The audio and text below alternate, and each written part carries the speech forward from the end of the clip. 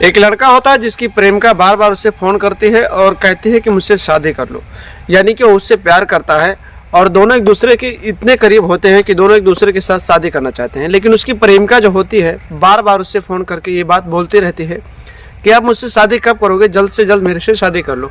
वो लड़का जो होता है कहीं भी रहता है तो बार बार उससे कॉल आते रहते हैं। एक दिन तो हद हो जाती है, वो लड़की लगभग 50 बार कॉल करती है और कहती है कि अगर आपको मुझसे शादी नहीं करनी है तो आप मुझे जवाब दीजिए, क्योंकि 10 दिनों का टाइम बचा है, वरना मेरी शादी कहीं और कर दी जाएगी और 10 दिनों तक आप मुझसे शादी नहीं करोगे तो मैं किसी और की हो जाऊंगी और उसके बाद इस दुनिया में नहीं रहूंगी।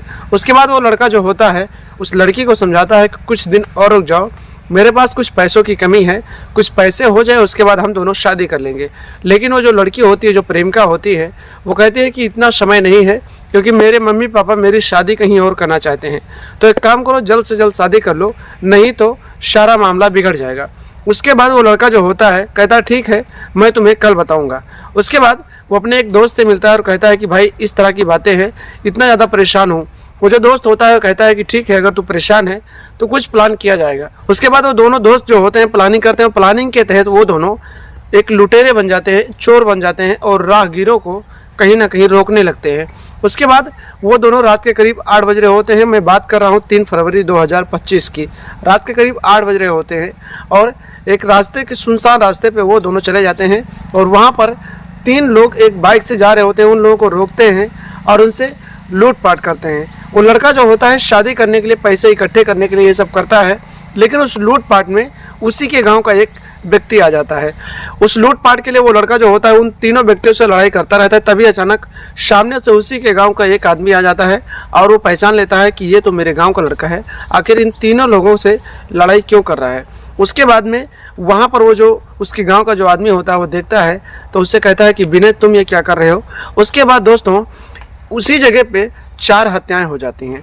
आखिर क्यों हो जाती हैं हत्याएं और किस तरह से होती हैं, इस वीडियो में आप लोगों को पूरी सच्चाई और पूरी घटना बताते हैं।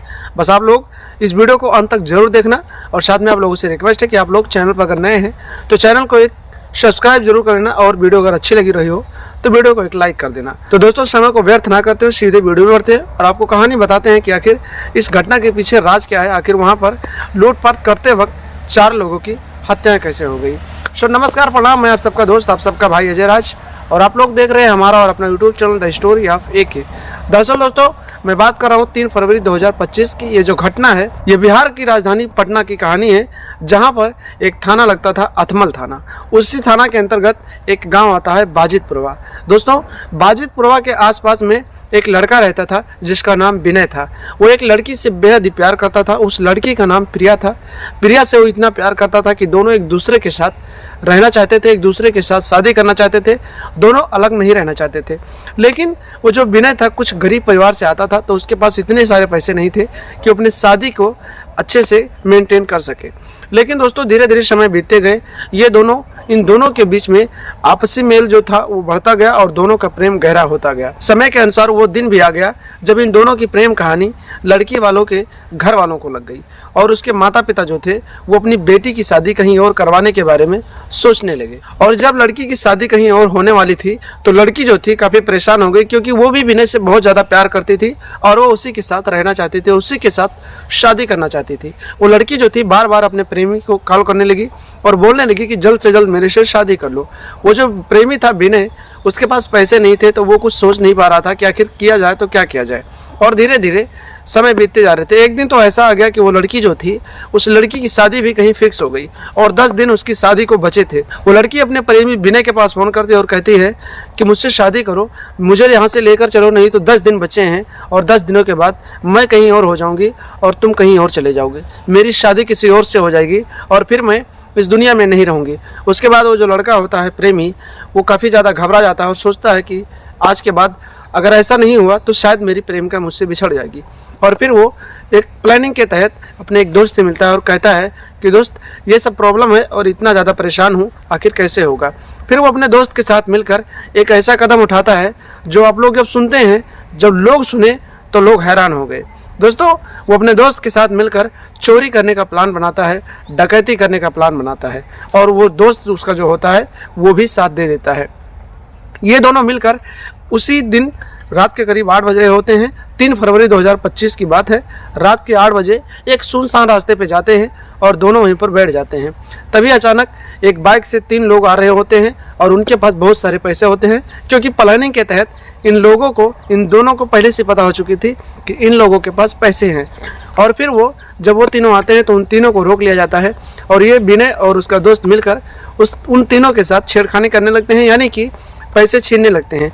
उन दोनों के बीच लड़ाइयाँ होती हैं और लड़ाइयों के बीच में काफ़ी ज़्यादा एक दूसरे के साथ काफ़ी ज़्यादा हाथापाई होती है।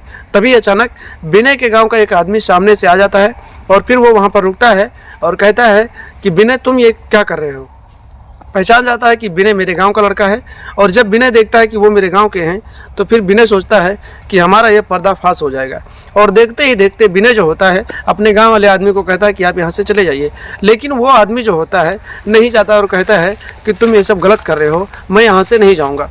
उसके बाद दोस्तों इन तीनों चारों लोगों के बीच में लड़ाइयाँ होने लगती हैं और देखते ही देखते वो जो विनय होता है उन तीनों आदमियों को इतना ज़्यादा मार देता है कि वो तीनों एकदम से घायल हो जाते हैं, लहूलुहान होकर गिर जाते हैं। और जो विनय का दोस्त होता है वो दोस्त उसके गांव के जो इंसान आदमी जो होता है उससे लड़ाई करने लगता है, क्योंकि उसके गांव का जो आदमी होता है विनय उसको कुछ नहीं कहता है, लेकिन उसके गांव का जो आदमी होता है वो लगातार विनय के ऊपर दबाव बनाता है कि तुम यहाँ से चले जाओ, नहीं तो मैं लोगों को बता दूंगा। और फिर वो अपना मोबाइल निकालता है और पुलिस को फ़ोन करने लगता है।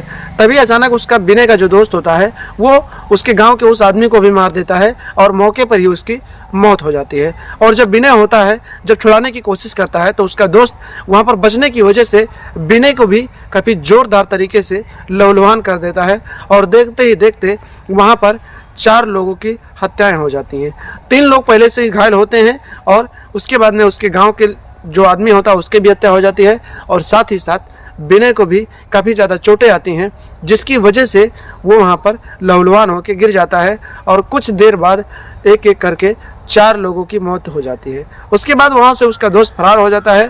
फिर पुलिस को ये सूचना मिलती है, पुलिस वहाँ पर मौके पर पहुँचती है और पुलिस लाशों को कब्जे में लेकर पोस्टमार्टम के लिए भेजती है। और जो विनय होता है वो कहीं ना कहीं उसके शरीर में जान होती है तो उसे हॉस्पिटल में भर्ती कराया जाता है और उससे पूछताछ की जाती है। तो पूरी कहानी पुलिस को बताता है और कहानी बताने के बाद पूरा अपना स्टेटमेंट देने के बाद विनय की भी मौत हो जाती है और इसके बाद में विनय की लाश को पोस्टमार्टम के लिए भेज दिया जाता है। तो दोस्तों इस प्रकार एक लड़का अपनी प्रेमिका से शादी करने के लिए चोर बन जाता है और चोर बनने के साथ साथ ऐसा कदम उठाता है कि वो हत्यारा भी बन जाता है। और हत्यारा बनने के साथ दोस्तों एक ऐसा समय आता है कि उसकी भी ज़िंदगी इस दुनिया से चली जाती है।